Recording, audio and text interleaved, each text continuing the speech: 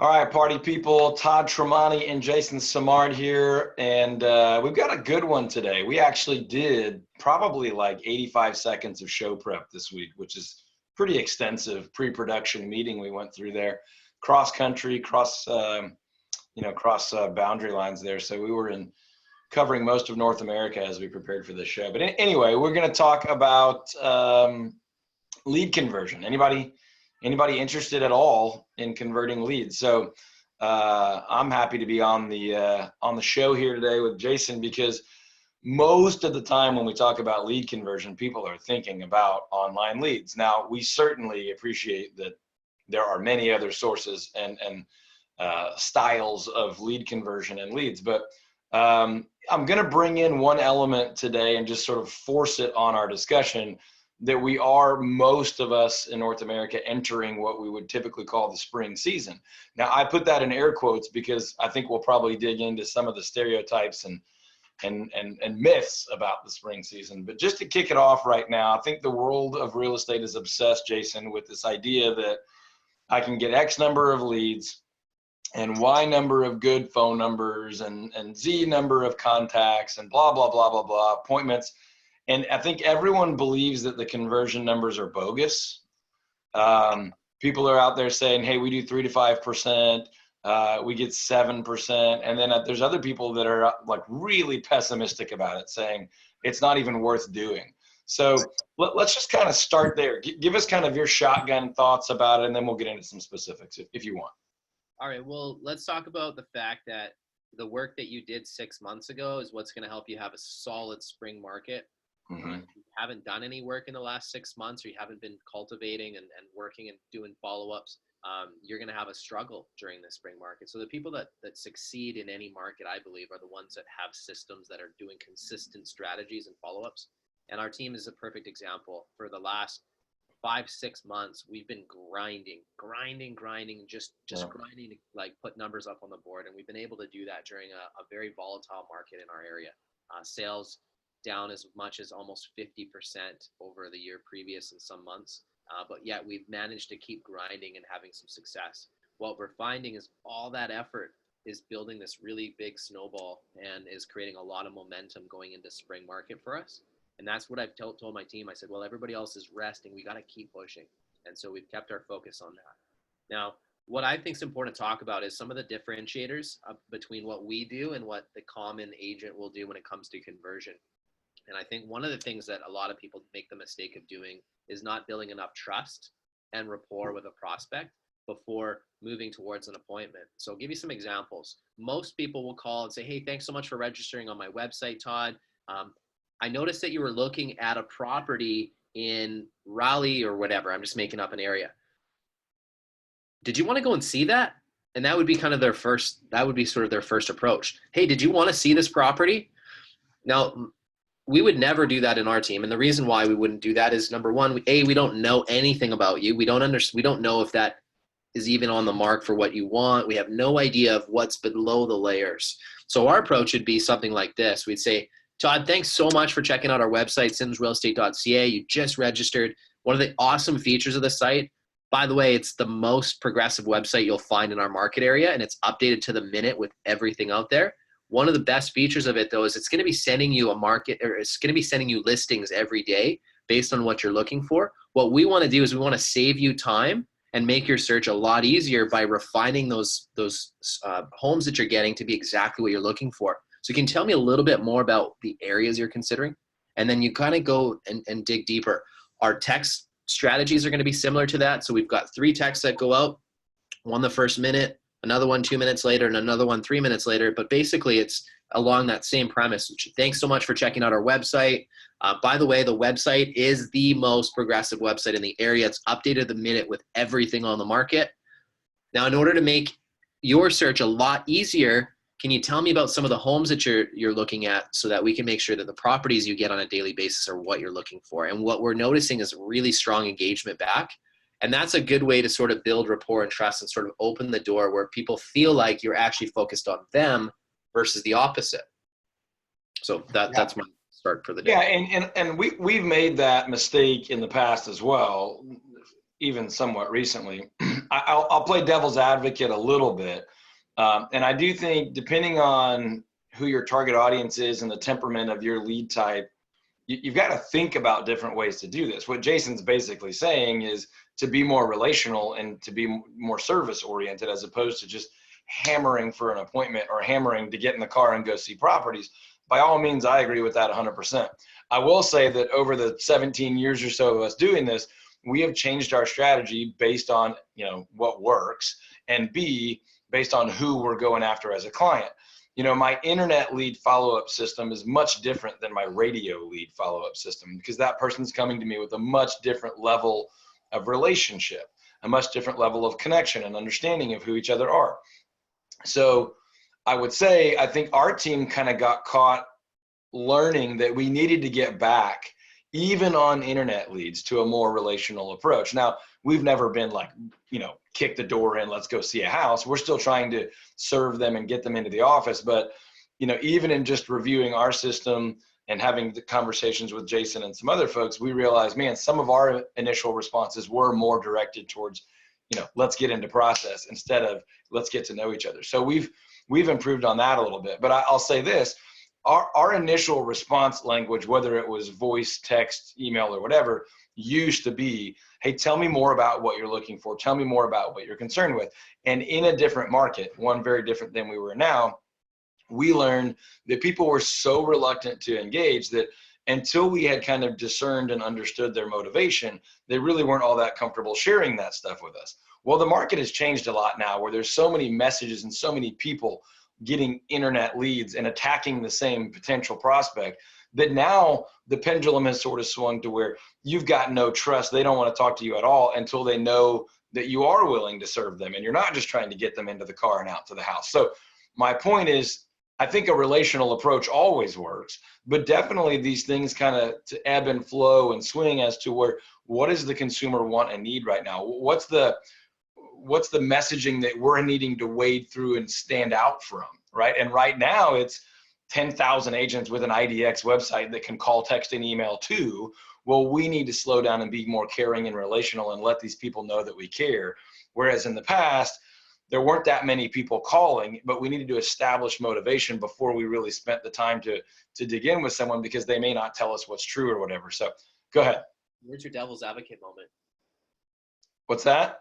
You said you wanted to play devil's advocate. Did you have a? Yeah, I think I was just saying there are times that you do need to be more direct, right? And so that wasn't perfectly in line with kind of what you're saying, but I think that I'm going to read you our text. I'm going to read you our text follow-up that I'm going to open that up to everybody. Here's our first 3 texts that go out, and then I'll explain to you why I believe it works and what's genius about it. So I'll read it out to you. You ready for this?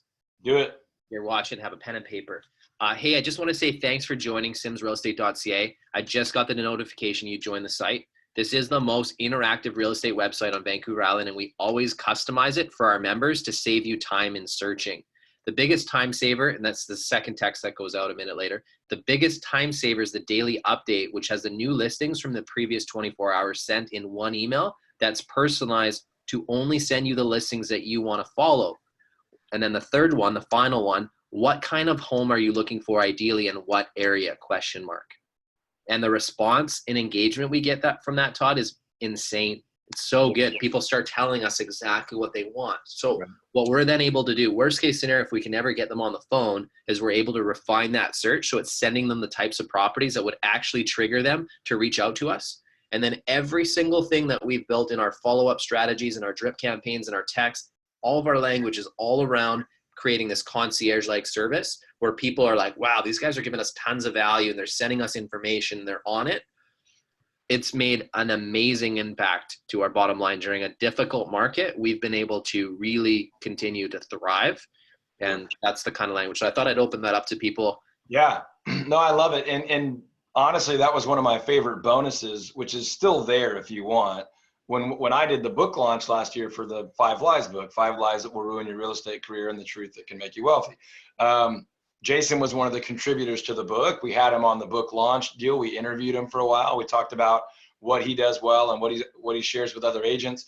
We also asked him what he would do if he wanted to create a listing a week, which is the core driver when we train our marketing specialist on our team, but also with our coaching and consulting clients, is that you can get a listing a week at least if you want that. His bonus that he offered was his exact text process, what it says when they send it. So obviously Jason's willing to share that with people. You can still get that if you go to 5liesbonuses.com.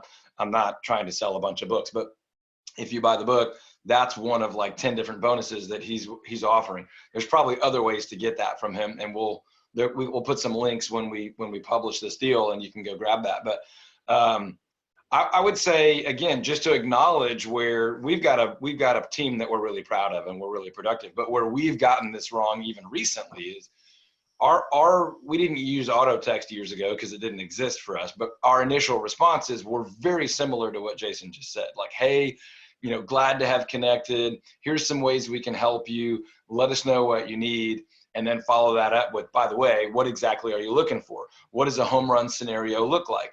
If you were moving into your dream home, what would that look and feel like? Where we've gotten away from that is trying to cut through the chatter of tons of agents. And Jason specifically reminded me, we need to get back closer to that. So if you're hearing what Jason's talking about and you're rolling your eyes, that's your prerogative. You can do whatever you want. But if you're finding that the way you've been doing it for a while is less effective, you need to consider that as markets change, as your competition changes, as your technology changes, you need to think about what's most effective. And if you had to just have a blanketed rule, Jason and I would obviously agree. And that's why he was like, hey, where were you playing devil's advocate? We're agreeing. If you had to have a blanket policy, that policy should be to be helpful and build relationships with people, right? I think the industry is selling this coaching model that says, punch them in the mouth, kick them in the kidneys, work the body, and just go until enough of these people fall through the system to buy houses. And that's kind of what I was starting with, is that everyone is hammering this. How many calls to get, how many contacts to get, how many appointments to get, how many clients. And you do need to track. You do need to know your numbers. But it's not just a hardcore grind.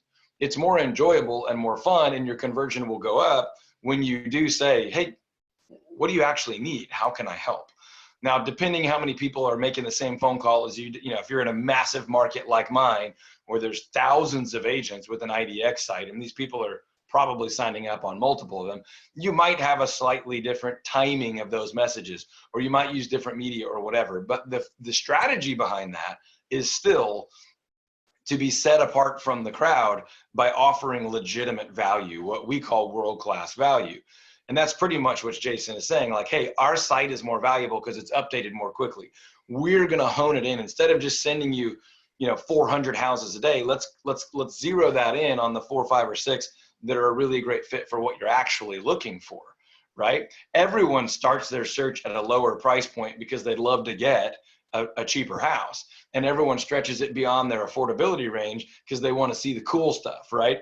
Now, are we just going to send them stuff in a price range that's lower and higher than what they really want? Or are we going to help narrow that in? Are we going to educate them on different areas so that when they're getting them, they're in the habit of opening them? And when they're good, they'll actually be responsive and then trust us to meet with us. So the strategy behind the texting and the calling and the emailing and the time frame on all that, it's not brilliant, but it does require discipline, because if you're just listening to the talking heads in the business world of real estate, most coaches are getting more people to hire them for coaching to say, hey, Jason, it's Todd. It's Tuesday. Did you make your calls this week? How many contacts did you make? Why didn't you do it? Okay, well, you're not going to be successful until you just do the thing you don't want to do. And while that is somewhat true, that's not going to like get you mentally motivated, get your heart and soul attached to helping these people. And they're going to feel that I'm just a number. I'm just part of the grind. So Jason's giving you the text and the strategy and the timing.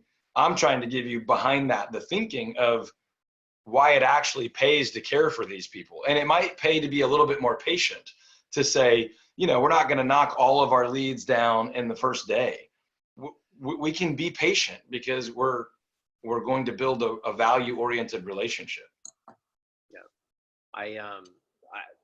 Everything that we've built, our whole model is like this concierge approach to follow up and creating this, wow, like you guys are on it. You respond 7 days a week. I get support. You guys are easy to talk to. Another good tip that I'll give you is people that are favoriting properties on your site, send them the MLS sheet. So make that part of your process when you come in the office every day. The properties that they've favorited, boom, send it over to them. Just forward it. And it's a nice tool because, again, it shows that you're working for them. It shows that you're being helpful, and it's creating this trust. And I guarantee you your competition isn't doing that. And it's a place that's going to make you stand out from the 6 other sites that they signed up on. If you're the one that in 3 months, 6 months, when they're ready to transact, is still touching and providing value and follow-up, they're much more likely to reach out to you versus them. So what about, here's the deal, Jason. What about the guy that says, man, I know that I can see all the stuff they're doing on my site, but it's really creepy to let them know that I know. Because I hear that from people all the time. Like when someone hits favorite, now I call them.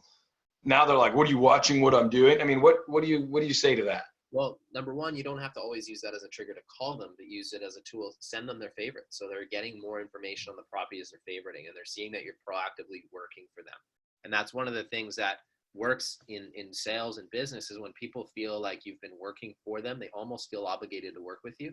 Mm-hmm. If that makes sense. Now, again, we're not doing it so they feel sorry. Right. We want them to actually genuinely want to work with us because they see that we're working hard and we're putting in thoughtful approach to what we're doing, and we're not about us. We're client-centric. Client-centric means we're focused on them. And when people genuinely feel that, it makes huge difference. And so when we get them on the phone, we've already softened them up. So you're talking about, boxing analogy and softening up your client. Well, the best way to soften up your client is to actually build trust and value and rapport with your client through how you're servicing them towards what they want. And when you do that, they're going to be softer on the phone. They're going to be more excited to talk to you. Yeah. Two quick thoughts. Number one, don't worry about that. For the number of people that are going to say, are you watching my activity? First of all, very few people will ever say that. Second of all, for every one of them, there's probably 8 that are like, oh, cool, like cool technology. That's awesome. And so you offer that as a value. You don't apologize for it. Yeah. Hey, when you signed up, our site actually captures that search you make to make sure that we can send you properties that are true to your most honest needs. Everybody jumps on the site and looks up $20 million homes just to play. I don't blame you. Have fun on there, do that. But I don't want that to be the one that I'm sending you regular updates for if that's not your actual price range. Yeah, so we have some really cool technology on the site coupled with a really personal follow-up system and response that can be really, really valuable to you. Don't apologize that your site saves that search. Don't apologize that you can tell that they signed on at 11:51 last night and stayed on for 23 minutes and favorited 19 properties. No, talk about the value that brings to them. You're not on there, copying down their social security number. They're searching homes on your site and you can see the houses they search. That's a good thing. That allows me to really get to know what you guys like, Jason. It's really cool for me in that first week or two as I see that you guys are favoriting properties. The only ones you guys seem to be favoriting are the ones with those big, really nice kitchens. So good news. Now I know that that's what you want. And as my team and I are making hundreds and hundreds of phone calls every single week, as I come across off-market properties with beautiful kitchens, I'll shoot you a quick text or maybe send you an MLS sheet and see, hey, is this one that would be in line where maybe you don't have to compete with a bunch of other buyers on? So yeah, we've got some really amazing tools and strategies, but as I get to know you and we talk and I understand your needs, we can marry those two things together and it can turn into really, really great value for you. So number one, my point is don't worry. I mean, those are one of those really unfounded fears that people have. What if they're mad that I'm stalking them? They're not going to be. And the 1 out of every 4,000 people that is, apologize. Hey, I'm sorry if that offended you. We can turn that off, whatever, and move on. But otherwise, treat it as value. The other thing, go ahead. If somebody tells you off or they respond negatively, great. Now you've made contact with them and you can move on, so you can delete that prospect or do whatever. If right? Someone's a loud jerk, you don't want them in your pipeline anyway. The consistency. Yeah. All these things, you have to have consistency. And the one thing that, a lot of agents are forgetting is that the transaction might happen 6 months after they signed up, a year after they signed up. And, different stats will say different things, but 6 to 8 months is usually what they say from when they sign up to when they actually transact. So keep in mind that a lot of these leads that you're not getting a hold of, they ended up buying houses. They just didn't buy them with you. So you can become better at providing value and being helpful and creating a concierge style approach to what you're doing in real estate. Because really what you are is an advisor, and you're a concierge to people. That's what you are. So once you realize that and you stop trying to sell them, which is being agent centric, and you start focusing on the client in all your communications, you'll feel a lot more excited about making the phone call. You'll be a lot more excited to talk to people, and their responses are going to be a lot better because they can feel that it's genuine and that you're actually trying to help them. And I think that's the big thing that our industry needs to move away from, is the old manipulation of the client, where we're trying to manipulate them to act and behave a certain way.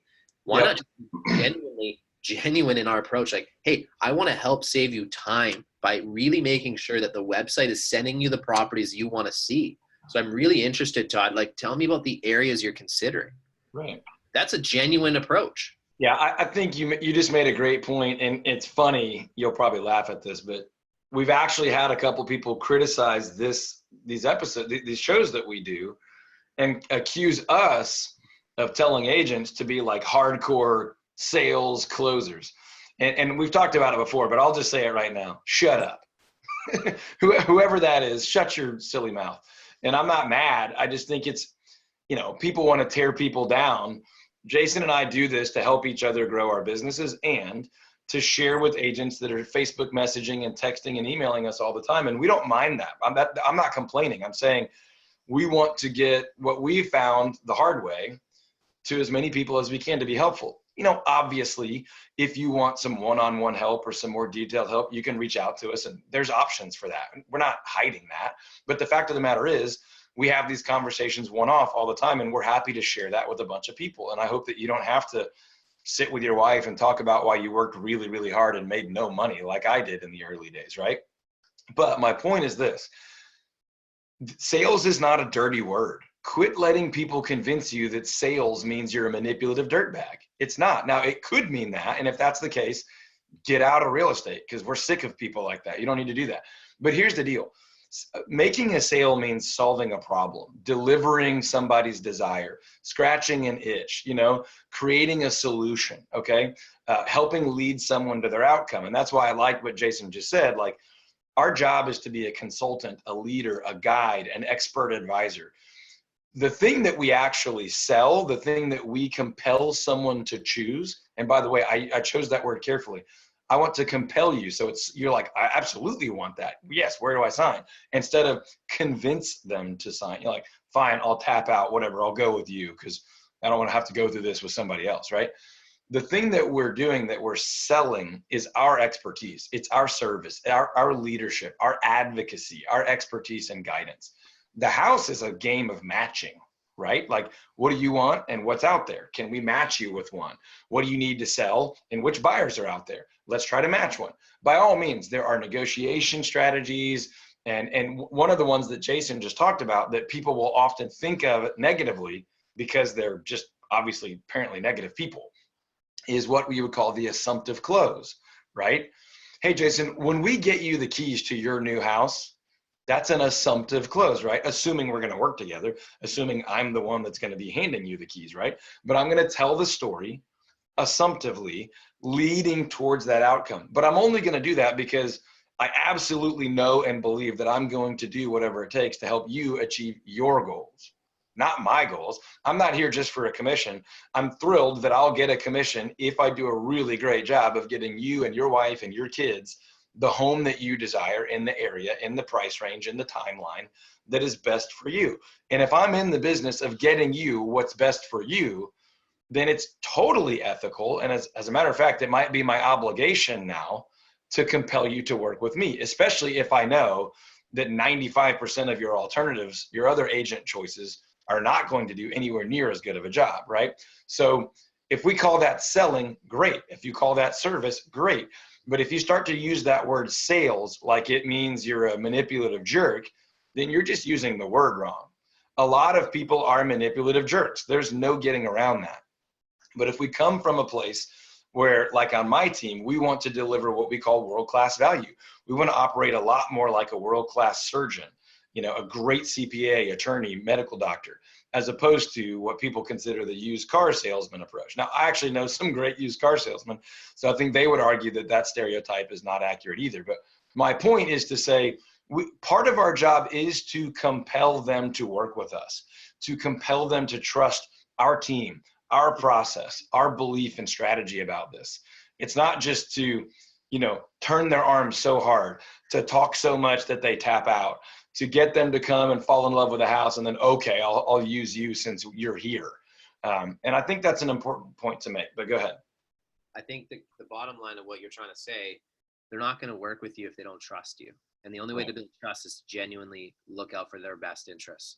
And imagine a professional that you deal with that you actually 100% feel they have your back and they want to work for you and they want to do an exceptional job.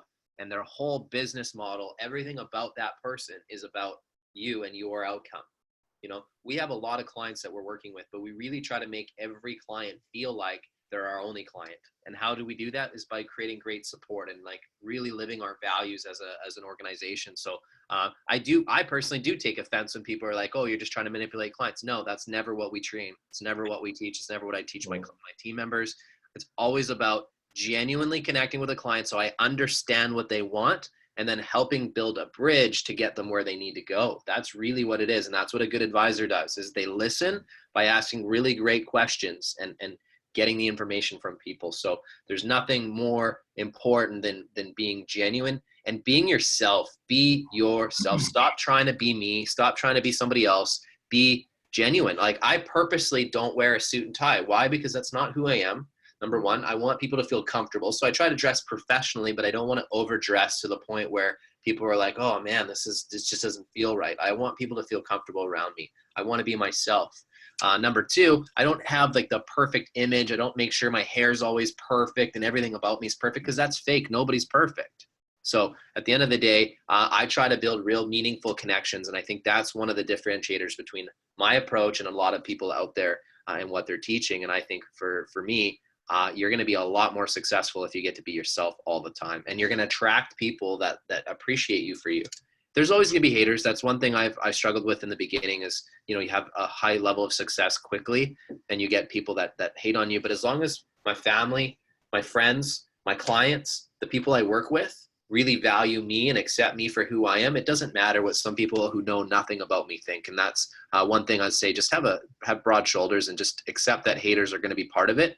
But as long as you're always genuine and doing the right thing for people, and that means everything about you, your company, everything you do is in line with that, I think you're going to have a tremendous success and you're going to be a pretty happy person.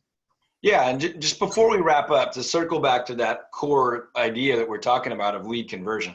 So Jason walked you through the early stage response, right? Like what we say and when, right after we have a new opportunity. And then I talked a little bit about our overall strategy for building relationship and adding value. I'll add one more thing just kind of from my end. We do, in order to achieve that understanding of what someone's real needs and desires are, we do something that I absolutely learned from Joe Stump over at Buyer for a Lonely years ago.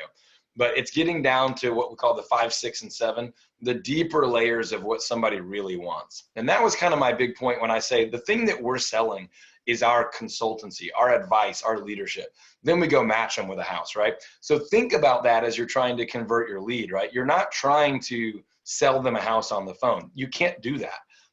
You can, but that's not your goal. Your goal is not going to be to like transact business and get money in exchange for a house while you're on that phone.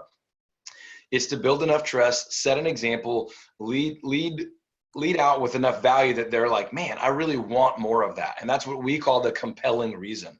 But we're trying to discern what their core motivation is, their ultimate scenario, their home run scenario. And that's when you get like 7 layers deep in what they want. So I might say to Jason, hey, what are you looking for in a house? Oh, we need more space. My wife's pregnant. Great. And if you stop there, you'll know something, but you won't know enough to really, really care for them. When you get to that second layer, which is like, well, the place we're in right now has just gotten to the point where it's a burden. It's not a blessing. Oh, okay, great. Yeah. And by the time you get to like the 5th or 6th or 7th layer, you find out that their mother passed away and left them some money, and they really want to honor her with the way they use that money. And they want to use that to create an environment to care for their kids and provide a better education for them than they had when they were growing up. And that means a certain neighborhood and a certain type of school and a certain layout of the house. Well, now we can go to battle for that. And we can say, look, there's 5 houses on the computer screen right now that all meet your needs on paper. There's only 1 or 2 that meet those core driving motivational needs that we talked about. And even on those first calls, if you begin to speak in a way that shows that you care about that, you're going to actually convert more. And it sounds self-serving, and you could argue that it's manipulative, but just doing what's absolutely best for somebody and being willing to slow down and get deeper with them actually converts better. So you can call it sales strategy or you can call it caring for people. I don't really care what you call it, but that's what works best. It's not just that you have the best text template of when you send what, or that you use the right dialer, or that you bulldog those leads. Those are all good things. But I guess what I'm trying to add to the call, because we'll talk more in the future, and we've talked in the past about how many times do you call and what days do you call and what all do you say. That's all important. But the tone, the attitude, the mindset that you come to that with actually converts better if you just say, look, I'm interested in what you're interested in. What's most important to you? And then I think sometimes being willing to say, that sounds great, but that's going to be really difficult to pull off, and just be brutally honest with people. That builds trust also. So anyway, any final thoughts, Jason? No, I like it. If you have any questions, obviously reach out to myself or Todd. We're always happy to chat and just talk a little bit of game with anyone. We're always trying to evolve our own skills. So we have mastermind groups that we're a part of and people that we connect with. At the end of the day, it's a really cool business. And if you are able to be yourself doing this business and really push yourself and set some goals, it's pretty outstanding, the outcome that can happen for you. So I'm certainly grateful that I made the decision just over 3 years ago to get into the industry. It's changed my life and my family, and it's pretty cool. I've met a lot of really great people as well. Yeah, man, good stuff. Just to totally be yourself. It's spring break, so I'm at the house right now. I've got my expert advisor sidekick right here running the show with me today. Wow, he's stuck around that whole time. That's impressive. That's right. He stayed silent. That's right. He's legit. But anyway, we're spring breaking. Just like Jason said, man, I've been doing this for 17 years now. And when you can build something that you're proud of that allows you to live the life you really want to live, it's worth watching stuff like this. It's worth digging in. It's worth learning little by little, big chunks, small chunks, picking up one idea, one app, one change in your languaging and your attitude and your mindset. So that's one of the big reasons we do this, is because we've been able to build something that we're both really proud of. I've been doing this 17 years. Jason's been doing it 3. So there's some things you can do much quicker, and there's some things that take time. So we're here to teach each other and learn from each other and sharpen each other, as well as share with you guys. So there's some links below this video. Jason would certainly love your referrals on Vancouver Island area. We love North Texas referrals. We'd also love to help you sharpen your business up if that's something that we can do for you. If not, we'll see you on the next one when we do a little bit more mastermind training stuff right here. So we'll talk to you guys on the next one. Over and out. Nice. Cheers.